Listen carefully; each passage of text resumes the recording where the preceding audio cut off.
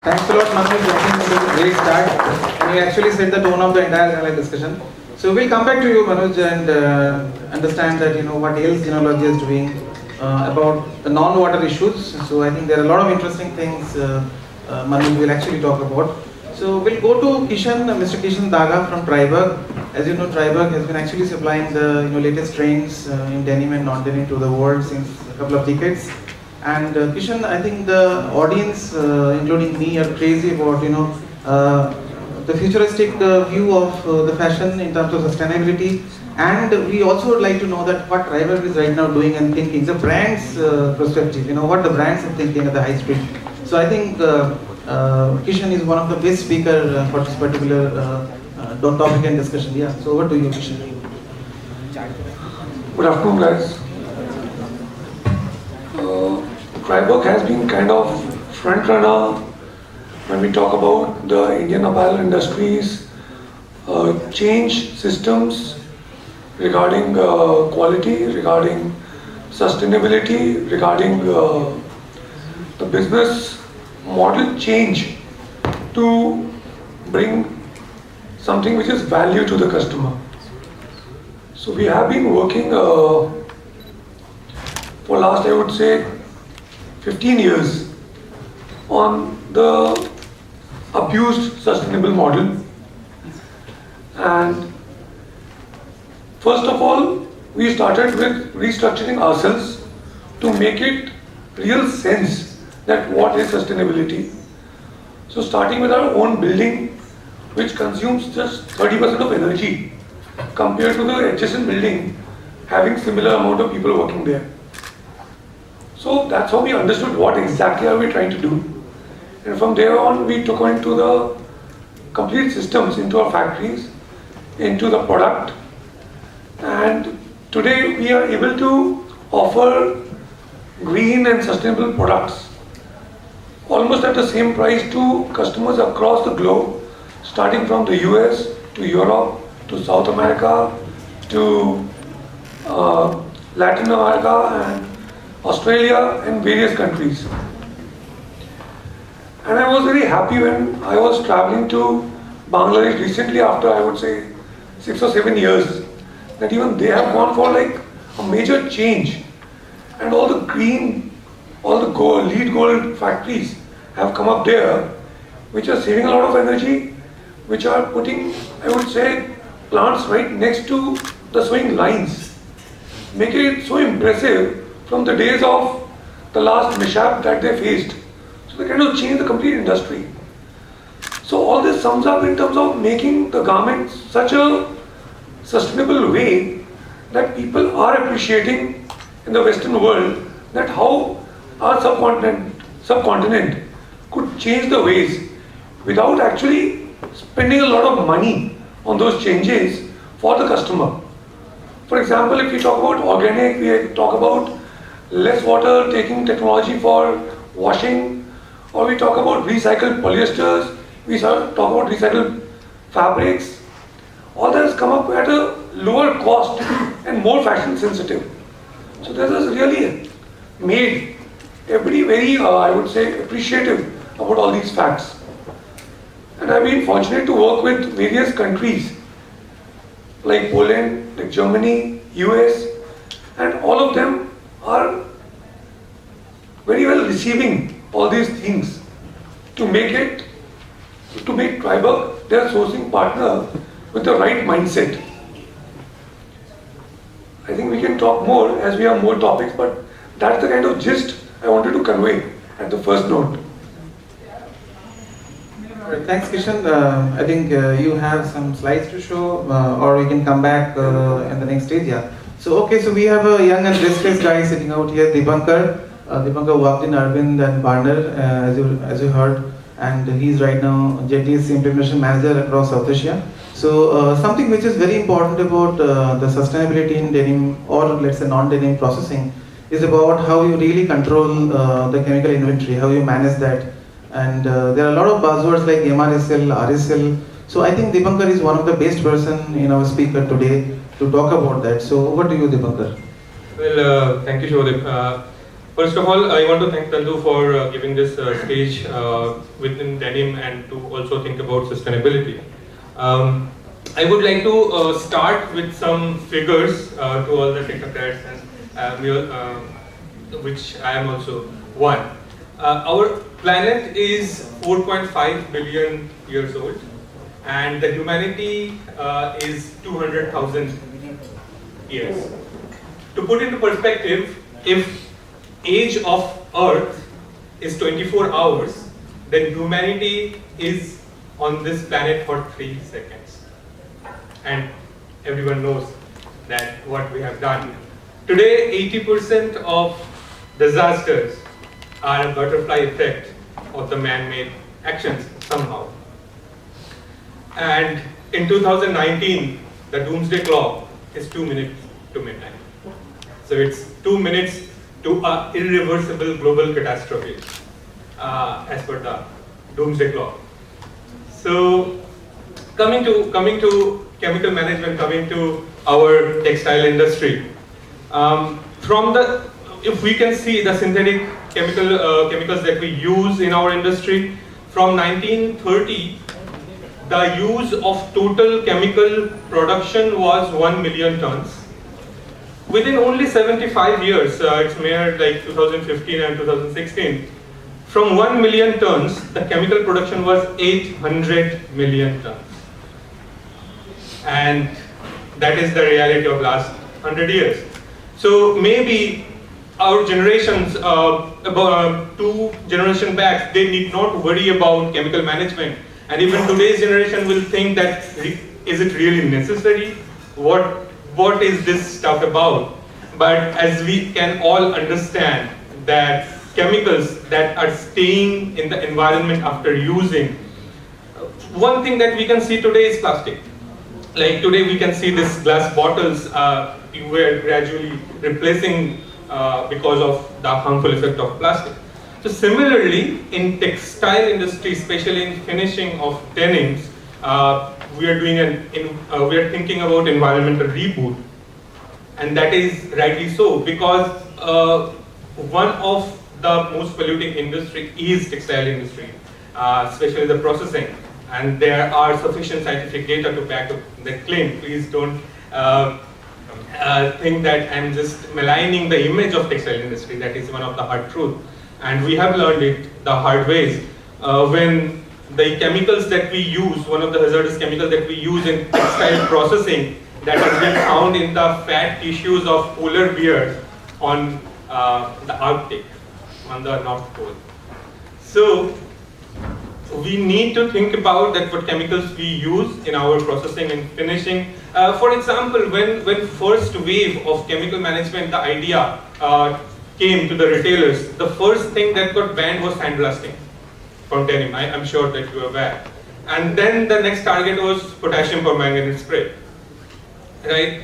But we have to understand there are 4 million substances that we use in not only textile but in our daily life, in the total world, with 4 million case numbers, and among them probably only 30,000 has been studied properly for toxicology data.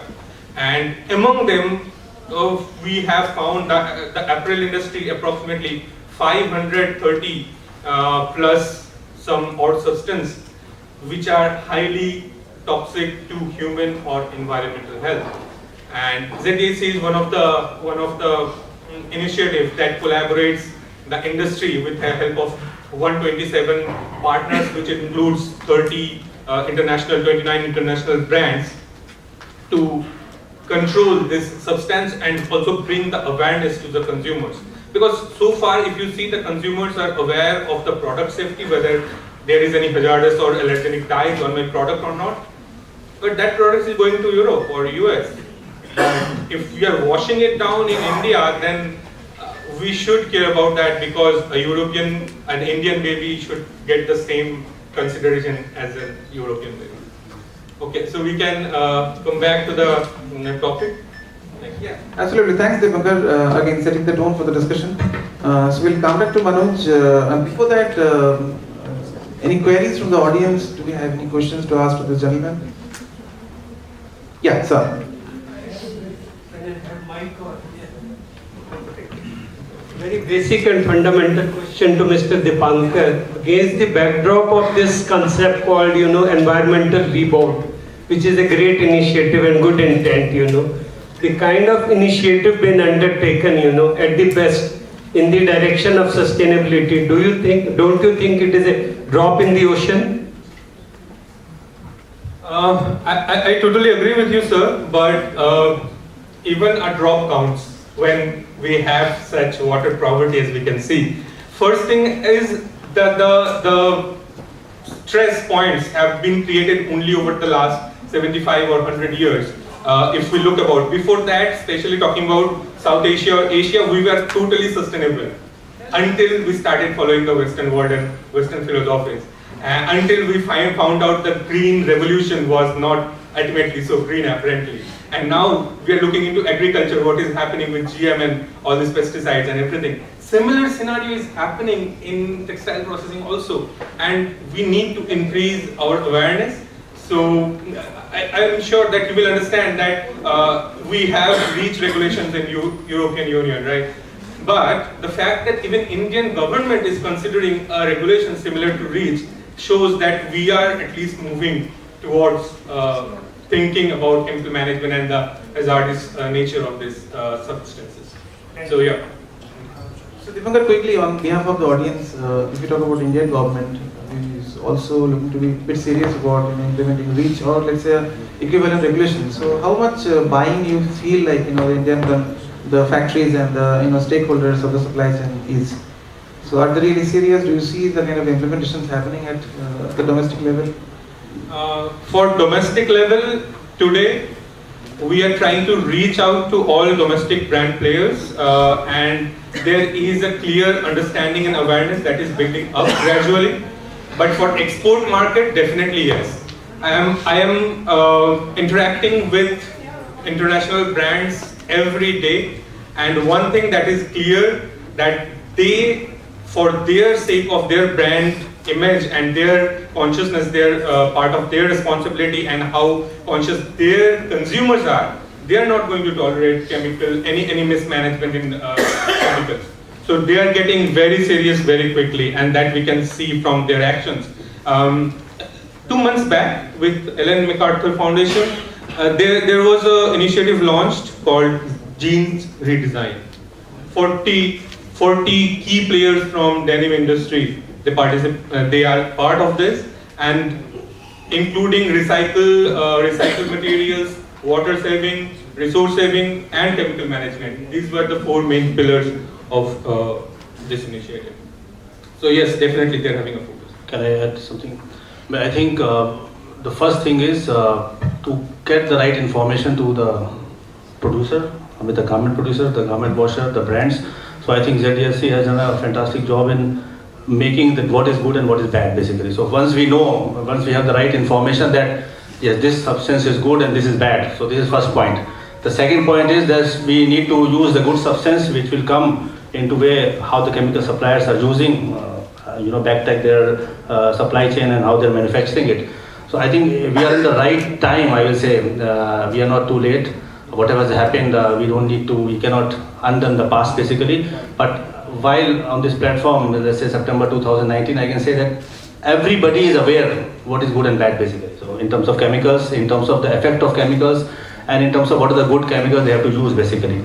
And I think chemical suppliers are also playing a very, very important role to educate the laundry people, to educate the processing houses, and the technical people in the factory, in the fabric side, are also able to use it basically. ZDSC is pushing a lot through the retailers and brands, so I think all the buying office and everybody knows that they have to reach to certain consensus.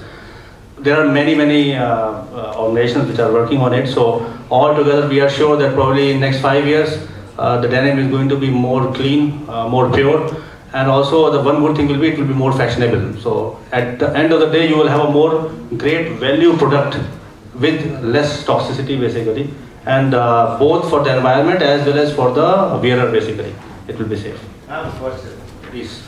What do you see the future for man-made fibers replacing cotton? in general?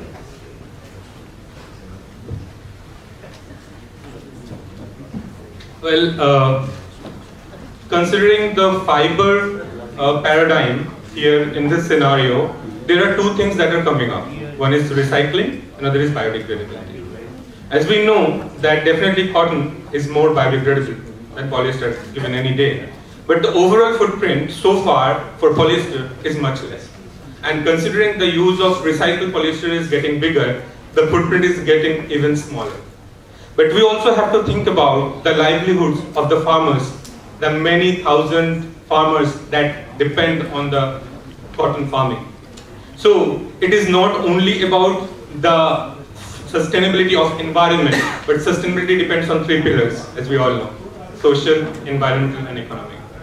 So from the holistic point of view, I think as a biodegradable material, cotton here is going to stay. Well, there are two thoughts on this one on the farmer side. Beef industry. Like in the green movement, we know the largest contributors of the methane gas coming out from these animals, from these farms. And so there's a big movement to go vegetarian. That means somebody's going to need land to grow the vegetables, to turn those people from meat eaters to vegetables. So those farmers are going to be displaced. The second thing is the population growth. The planet is not making any more land. So that land has to be given for something else, which is food, to survive for the growing population. So it's on multi-level, a huge change. But if you look at for 1 yard of cotton fabric, the amount of natural resources going versus 1 yard of man-made fiber. And there's a lot of technology where you cannot differentiate from the look, from the feel, and so on to a man-made fiber. Go to textile exhibitions, and you'll be able to see some amazingly nanotechnologies, innovative fabrics, innovative yarns and fibers. Don't you think it's time for denim, who's really the biggest culprit, for taking the largest possible resources that we don't have? To be number one, the very true that the cotton is also consuming huge amount of water. So when we are talking about the water part, the cotton growth itself consumes huge amount of water in cultivation. 550 liters So- for every 1 yard. So this is the most biggest. Then it comes to the fabric. The biggest problem is we are in an oversupply basically. So we are like 8 billion jeans, 8 billion pair of jeans right now. We have a population of 7+ billion people having a 8 billion jeans, which is something I never understand the logic, but it's made. It's an oversupply. One correction which is going to happen is, as yourself said, is the 30% reduction is required. One of the gentlemen was asking that right now it's a recession time, and I said it's not a recession time, it's the cleaning time basically. So it's a correction time, and this correction may last for 2-3 years, but then the right players will be there who understands the complete 360-degree picture basically. Because many people started the business by just looking at a leader and said, okay, this is a profit-making things and I also can make. So it was easy basically. There was no entry tax or there was no entry limitation for anybody to jump inside this. Now with this correction period, I think the good people will understand how to really make the business more profitable by giving the right value to the consumer at the right time basically. So all these things from the fabric to the brands is going to be synced basically. What I wanted to tell, Subir is not there, but I wanted to say, everybody is working on their part very well now. So the information is there. So let's say the fabric guys know that okay, we can consume 15 liters per meter basically, 15 liters of water per meter. We know the chemicals, how we can reuse also, how we can separate the alkali also they know basically. Then comes the garmenting, we know how to find the right width basically so that we can have less consumption, less YY and make it. Then comes the designers who is working on finding out the right creativity and right survey from the industry and make the garment basically. And then the last part is the stitching and the washing part. But there is nothing which is linking everything that okay, I need a product like this, which is something you can make digital. We are working very closely to find out how to reduce the samples and make a virtual 3D garment which is as good as the real samples, and then find the right fabric. So reverse engineering But we need to find one company or one startup, I will say, and I will give it to Sanjay maybe when he's speaking about this, is a startup which consumes the best of everything. Because right now the information and knowledge is too much, but use is very less. So everybody knows, but the utility part is very, very, very, very less. Laundry will say, yes, I know how to reduce the water. I can reduce from 60 to 15 or 10 or 1 also. But my customer is not asking me.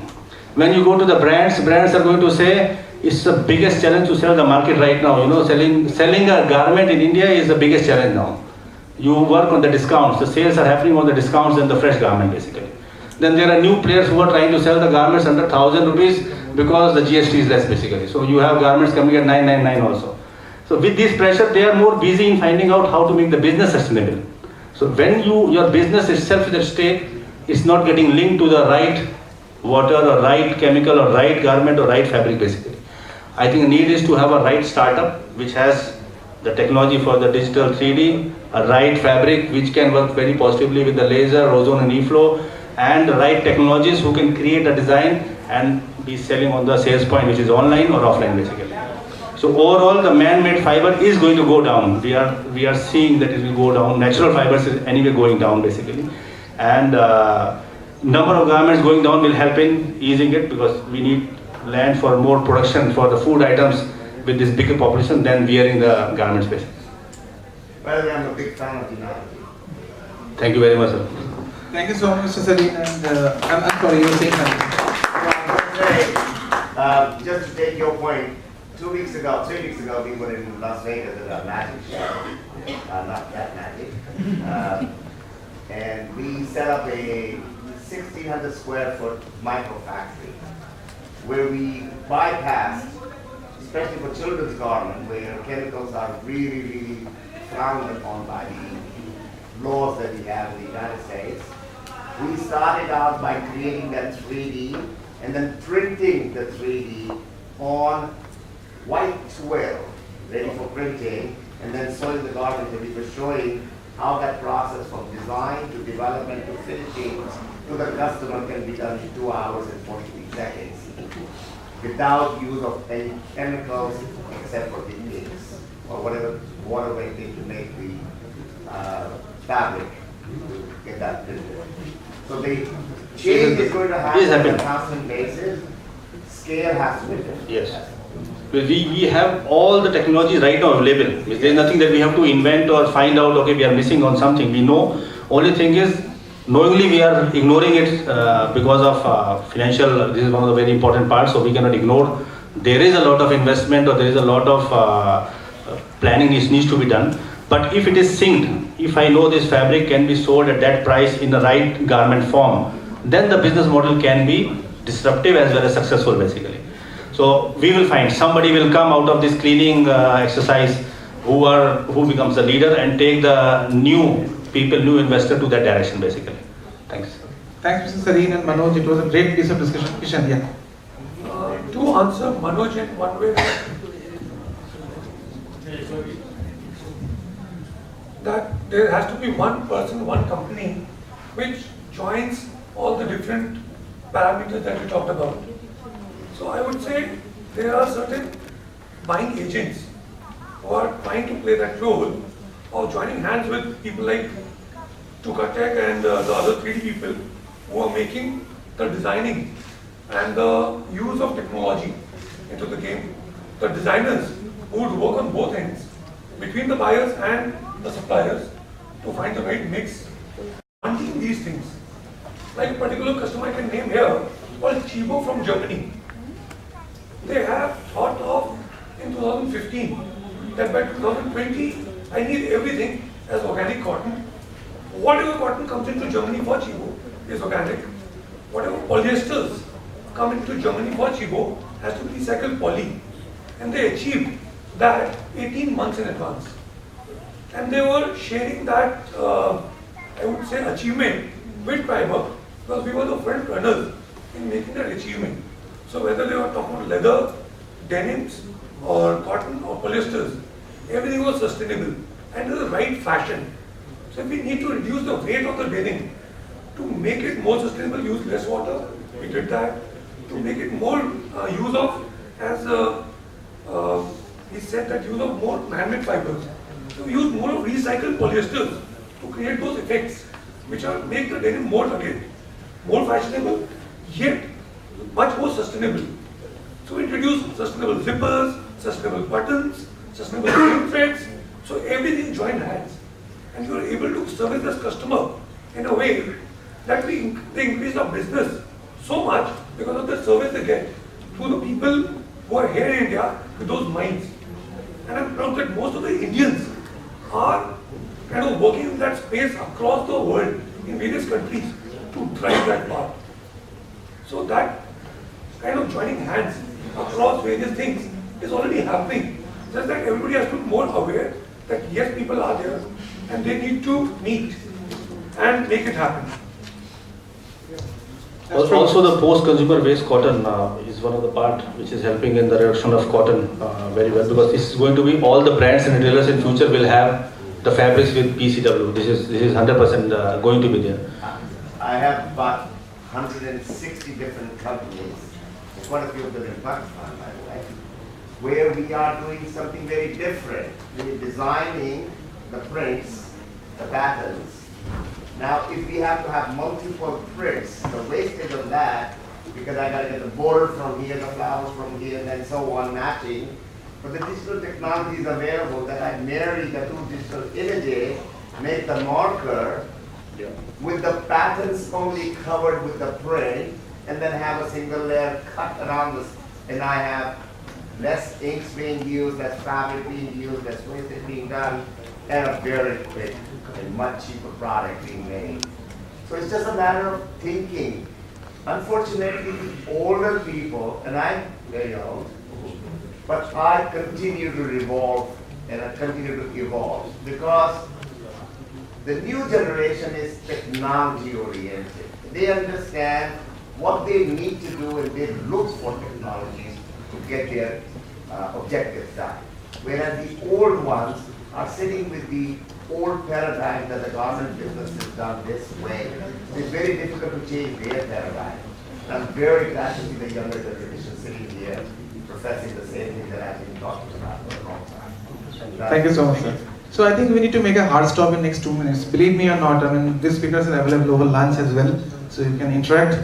I can see the emotions in the audience. It was very engaging discussions. Quickly, in next 2 minutes, we talked about what's happening right now. What is the future, right? So maybe technology, the trends in fashion, and ZTC. So what are the futures? Maybe in 1 or 2 lines, please. I would just like to play another small video for this. As I told, we are hugely inspired by automobiles. This has been something, the revolution or evolution has happened in front of all of us in different phases. This is just a small video. Oh, sorry.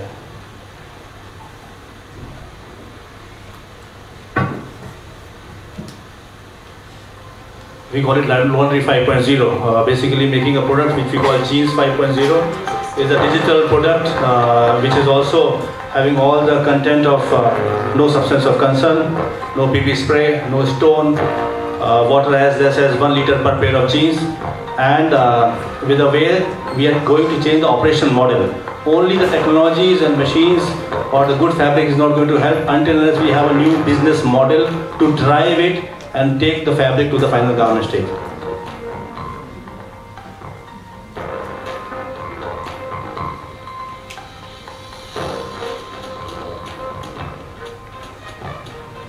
The vision of our company is that tomorrow we can have a coffee in a laundry. Right now, most of the people must not have gone to a denim laundry, but the idea is that you can have a sip of coffee, sitting there chatting, making a business strategy decision while your garments are getting made basically.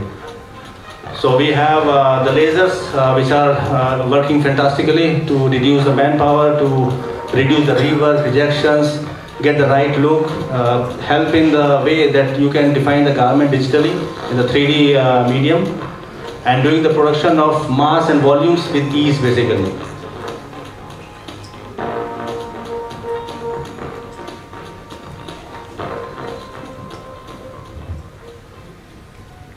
And this is just, I want to show you, I mean most of people was aware of how we make the cars basically. So The dream is that tomorrow the denim also should be like this.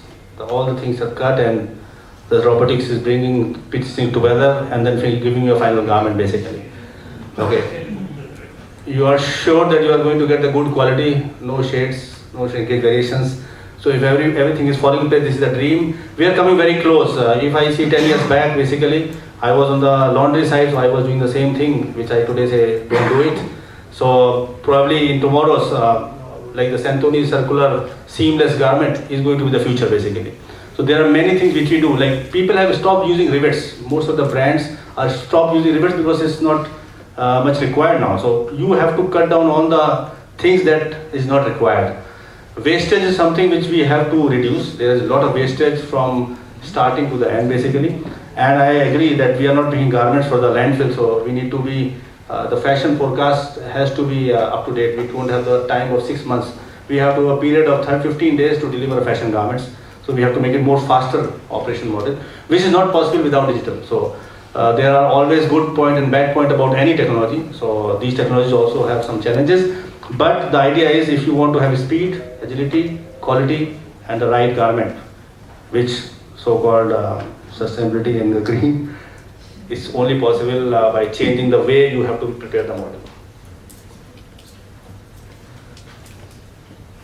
There's also, this is something what we propose as a business model, which is called Laundry 5.0. This is going to be the future dry process area basically, which is full of laser. Yeah, this I'm just closing it. Thank you very much. Thanks a lot everyone. So I think we had to put a hard stop here, but yes, as I said rightly, these people are available over the lunch, so feel free to ask questions. Thank you so much for all your questions. That was indeed a very energetic and insightful discussion. I request the moderator, Mr. Shubhodip Mukherjee, to present mementos to the panelists.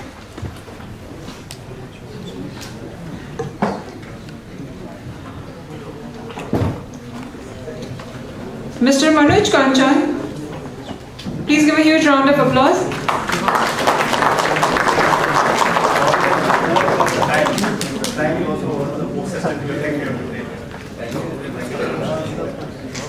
Mr. Dipankar Bose,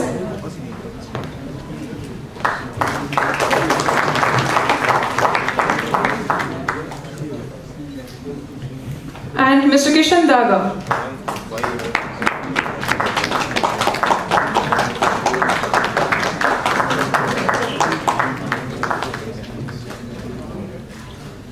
Thank you, sir. Now I would like to call upon Mr. Pranav Maiti to present a memento to Mr. Shubhodip Mukherjee.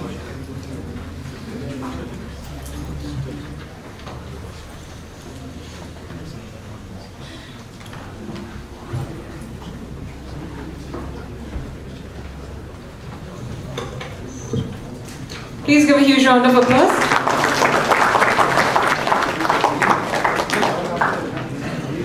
Thank you very much. We will now break for lunch. I request you all to move towards the lunch hall. We shall assemble back in the seminar hall after 40 minutes.